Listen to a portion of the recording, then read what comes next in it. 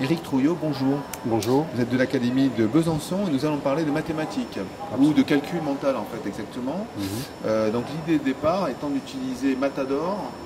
Vous pouvez rappeler un peu pour les gens qui ne font pas de maths ce qu'est Matador.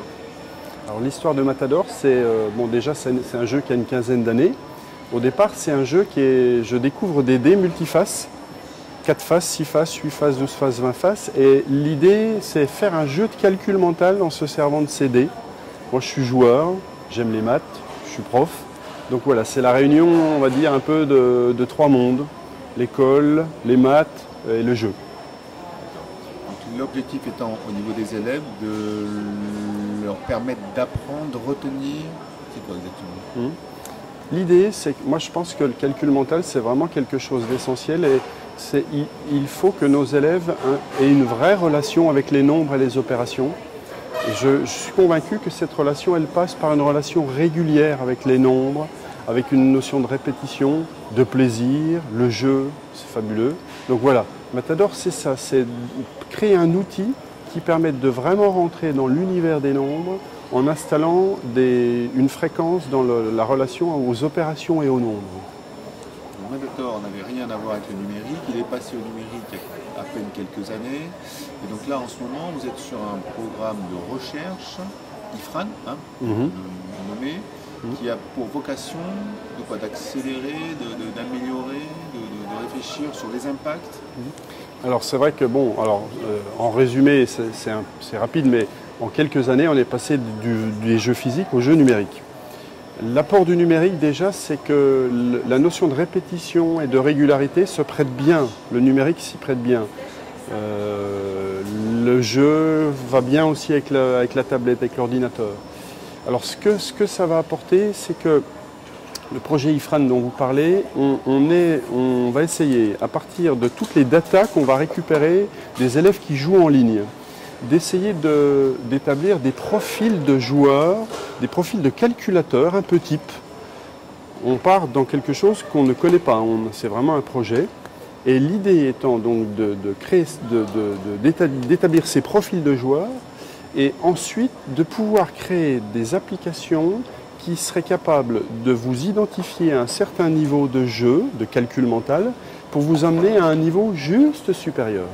On va dire un peu une sorte de jeu d'appli intelligente. Pour améliorer la progression en fait, de l'élève. Le but, c'est ça. Donc dans la recherche, il va y avoir, j'imagine, un système de suivi, pas de flicage, mais quelque part donc un screen qui permet en fait de suivre ce que font les élèves et ces erreurs, comment ils... Ça tout est emmagasiné, ce qu'on appelle les data, les big data. Alors il y a des laboratoires qui vont travailler là-dessus. Le CNAM va travailler sur la partie informatique.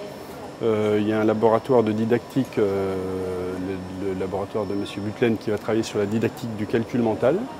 Et à partir de tout ça, voilà, on va essayer d'établir des profils pour ensuite amener vers une progression des élèves, les faire aller un petit peu plus loin que ce qu'ils sont capables de faire, sachant qu'on mesure souvent qu'en calcul mental, dans notre relation aux nombres et aux opérations, on est souvent amené à aller vers des choses qu'on sait faire.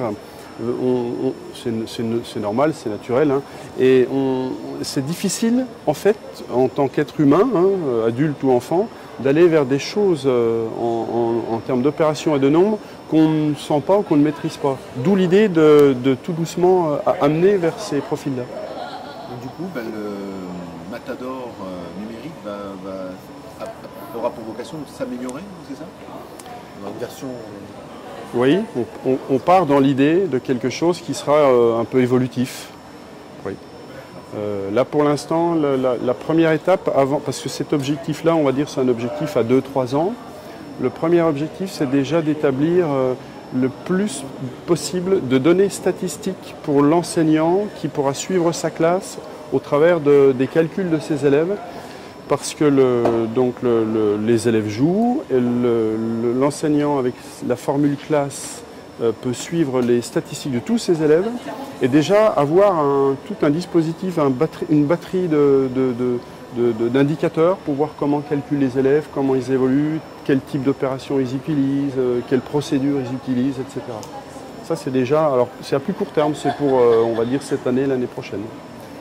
travail de recherche aussi, j'imagine qu'il y a des doctorants qui sont derrière, qui vont aussi peut-être utiliser ces travaux ou ces résultats sur leur travail de recherche? Oui, oui. Alors là, c'est un domaine que je connais moins, mais je sais qu'il y a une thèse en didactique qui est prévue.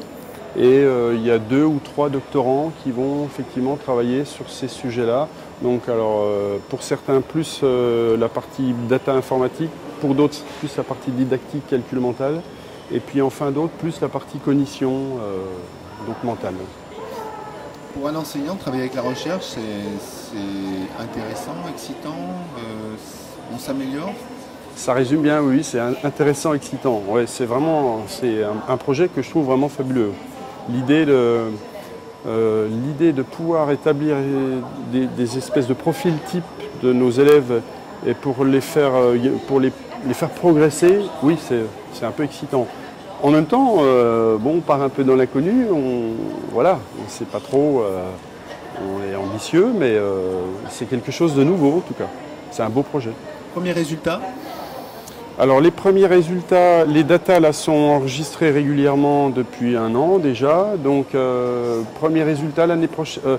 Déjà cette année, on envisage d'établir des profils. Voilà, donc cette année, l'année prochaine. Bien, et maintenant à l'année prochaine. Entendu, merci.